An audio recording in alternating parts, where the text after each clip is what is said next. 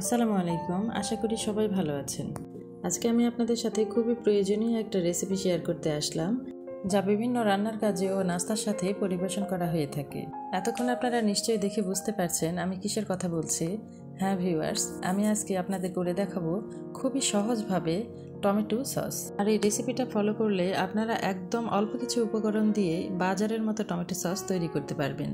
Tomato sauce তৈরি করার জন্য আমি এখানে 2 কেজি লাল টকটকে ফ্রেশ টমেটো নিয়েছি।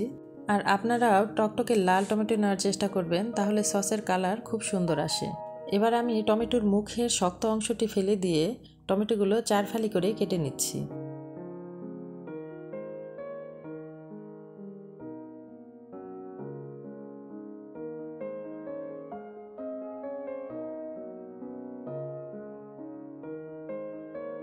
এই শক্ত অংশগুলো ফেলে দেওয়ার চেষ্টা করবেন, তাছাড়া টমেটো সস খুব তাড়াতাড়ি নষ্ট হওয়ার সম্ভাবনা থাকে। সবগুলো টমেটোই আমার কেটে নেওয়া হয়ে গেছে, আর এই টমেটোগুলোকে আমি সেদ্ধ করে নিব।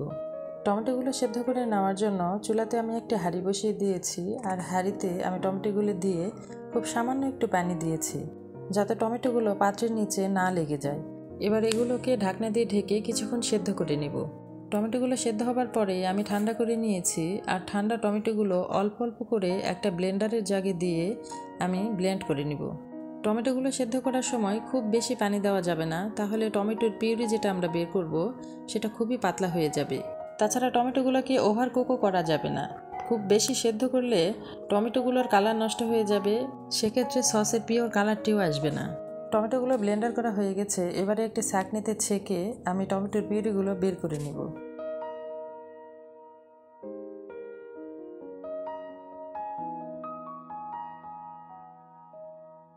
আর একইভাবে আমি সবগুলো টমেটো ব্লেন্ড করে পিউরিগুলো বের করে নিব। পিউরি বের করার পরে ছাঁকনির উপর যে অবশিষ্ট অংশগুলো থাকবে সেগুলো আমি ফেলে দিব। দেখুন, আমার টমেটোগুলো থেকে অনেকটা ঘন পিউরি বের হয়েছে। এবার আমি সস বানানোর জন্য মূল প্রসেসে চলে যাব। সস বানানোর জন্য চুলায় একটি প্যান বসিয়ে দিয়েছি, আর প্যানে আমি টমেটোর পিউরিগুলো দিয়ে দিব।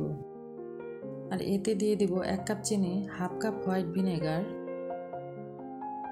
স্বাদ মতো লবণ, 1 টেবিল চামচ শুকনো মরিচের গুঁড়ো। চিনি এবং মরিচ আপনারা আপনাদের স্বাদ মতো দিয়ে নেবেন, কারণ অনেকে সসে একটু ঝাল খেতে পছন্দ করে, আবার অনেকে মিষ্টি খেতে পছন্দ করে।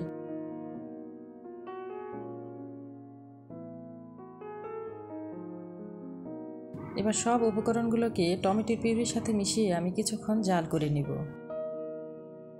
আর সস জাল করার সময় এভাবে নেড়ে দিতে হবে, তাছাড়া নিচের দিকে লেগে যেতে পারে।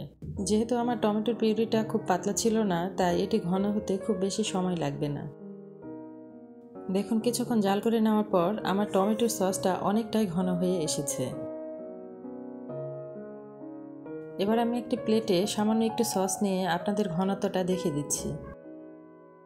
দেখুন, প্লেটে সস নেওয়ার পর প্লেট যখন কাত করব, তখন প্লেটের গায়ে সসগুলো ছাড়া ছাড়া হয়ে নিচের দিকে নেমে আসছে। আর ঠিক এই পর্যায়ে আমি একটি বাটিতে 3 টেবিল চামচ কর্নফ্লাওয়ার নিয়ে সামান্য একটু পানি দিয়ে গুলে নিব।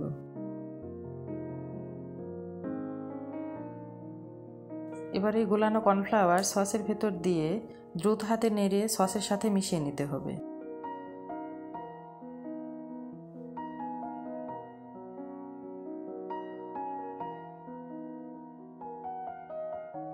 যেহেতু আমার সসটি অনেকটাই ঘন হয়ে এসেছিল, তাই কর্নফ্লাওয়ার দেওয়ার পর খুব বেশি আর জাল দিতে হবে না। কর্নফ্লাওয়ার দেওয়ার পর কিছুক্ষণ জাল করে নেওয়ার পর যখন দেখব আরও কিছুটা ঘন হয়ে এসেছে, তখন আবারও সামান্য একটু সস প্লেটে নিয়ে ঘনত্বটা দেখে নিব। এবার দেখুন, আমার সসের ঘনত্বটা ঠিক আছে, আর প্লেট কাত করার পর সসগুলো আর খুব বেশি গড়ে পড়ছে না। আর এই পর্যায়ে আমি সসটি চুলা থেকে নামিয়ে নিব। এর চাইতে পরে নামালে ঠান্ডা হওয়ার পর সস আরও ঘন হয়ে যাবে। আমি সস ঠান্ডা করে বাটিতে এবং একটি কাচের বোতলে ঢেলে নিয়েছি। আর দেখুন আমার সসগুলো কত সুন্দর হয়েছে।